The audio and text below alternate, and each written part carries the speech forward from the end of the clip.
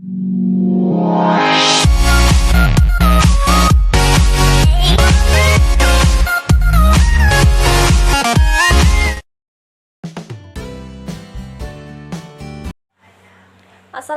warahmatullahi wabarakatuh. How are you everyone? Perkenalkan, nama saya Triwa Rahmawati, mahasiswa di Universitas Muhammadiyah Buton, jurusan Pendidikan Guru Sekolah Dasar semester 4.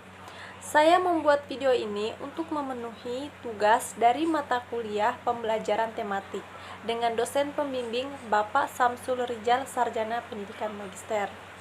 Teman-teman, tema yang akan saya bahas di dalam video ini yaitu mengenai apa saja landasan-landasan pembelajaran tematik dan bagaimana sejarah berlakunya pembelajaran tematik di Indonesia. Teman-teman, dalam pembelajaran tematik ini tentunya memiliki sejarah dan landasan pembelajaran loh. Teman-teman pasti penasaran kan? Langsung saja simak video pembahasan berikut ini. Oke teman-teman, materi pertama yang akan saya bahas yaitu apa saja landasan dalam pembelajaran tematik. Dalam landasan pembelajaran tematik yang perlu dipahami oleh pendidik untuk mewujudkan pelaksanaan pembelajaran sesuai dengan konsep tematik, ada 3 landasan yang perlu kita ingat ya. Pertama, landasan filosofis. Kedua, landasan psikologis, dan ketiga, landasan yuridis. Landasan filosofis. Landasan filosofis ini merupakan landasan dasar yang harus kita pahami karena melandasi dari aspek-aspek lainnya, seperti aspek perumusan tujuan, aspek kompetensi, aspek materi pembelajaran, maupun aspek model pembelajaran tematik. Landasan filosofis dalam pembelajaran tematik sangat dipengaruhi oleh 3 aliran filsafat. Yang pertama, aliran progresivisme, yang kedua, aliran konstruktivisme, dan ketiga, aliran humanisme. Aliran progresivisme merupakan dalam proses pembelajaran perlu ditekankan pada pembentukan kreativitas maupun keterampilan, serta memperhatikan pengalaman siswa. Kedua, aliran konstruktivisme, yaitu melihat pengalaman langsung siswa sebagai kunci pembelajaran.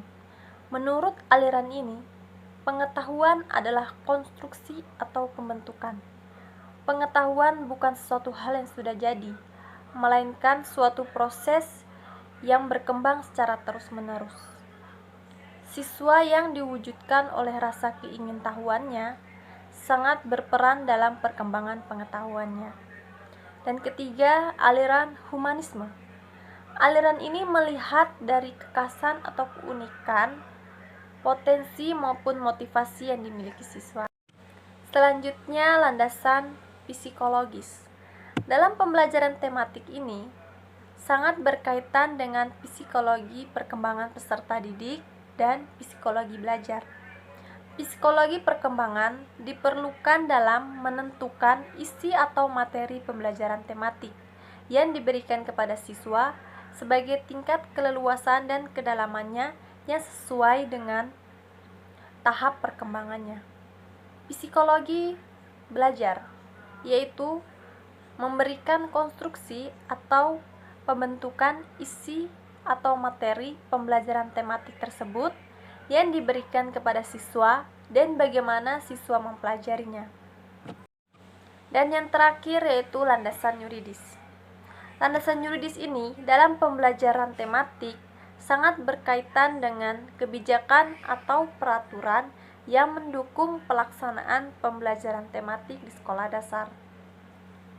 Landasan yuridis tersebut terdapat dalam Undang-Undang Nomor 23 Tahun 2002, yaitu tentang perlindungan anak, yang menyatakan bahwa setiap anak berhak mendapatkan pendidikan. Oke teman-teman, materi kedua yaitu mengenai bagaimana sejarah berlakunya pembelajaran tematik di Indonesia. Pembelajaran tematik telah dikenal sejak diterapkannya Kurikulum Satuan Pendidikan atau KTSP 2006 dan sudah diterapkan di sekolah dasar. Pemerintah atau Kemendikbud, Kementerian Dinas Kebudayaan, menerapkan kurikulum K13 mulai pada tahun ajaran baru 2013 atau 2014 di semua jenjang pendidikan sekolah, mulai dari jenjang pendidikan SD, SMP, SMA maupun SMK. Salah satu ciri kurikulum tahun 2013 adalah bersifat tematik pada level pendidikan dasar. Menurut Peraturan Menteri Pendidikan Nasional Republik Indonesia Nomor 22 Tahun 2002, pada kurikulum 2013 sangat diutamakan di sekolah dasar dan akan diterapkan mulai dari kelas 1 hingga kelas 6. Hal tersebut sangat cocok digunakan karena siswa sekolah dasar memiliki perkembangan kecerdasan IQ, EQ dan SQ-nya tumbuh dan berkembang sangat pesat pada saat di sekolah dasar. Nah, teman-teman, setelah kita mengetahui mengenai landasan dari pembelajaran tematik dan sejarah berlakunya pembelajaran tematik di Indonesia, hal-hal apa aja nih yang perlu kita lakukan sebagai calon guru atau calon pendidik untuk menghadapi pembelajaran tematik dalam kurikulum K13? Tips atau hal pertama yang harus kita lakukan yaitu kita sebagai calon guru harus memiliki pengetahuan dan wawasan yang luas, serta memiliki kreativitas dan keterampilan. Kedua, guru harus memahami pembelajaran tematik dengan menggunakan silabus dan RPP atau rencana pelaksanaan pembelajaran yang memiliki tema. Ketiga, guru harus menerapkan metode belajar dalam pembelajaran tematik. Contohnya menggunakan metode ceramah, metode kooperatif, atau metode peragaan.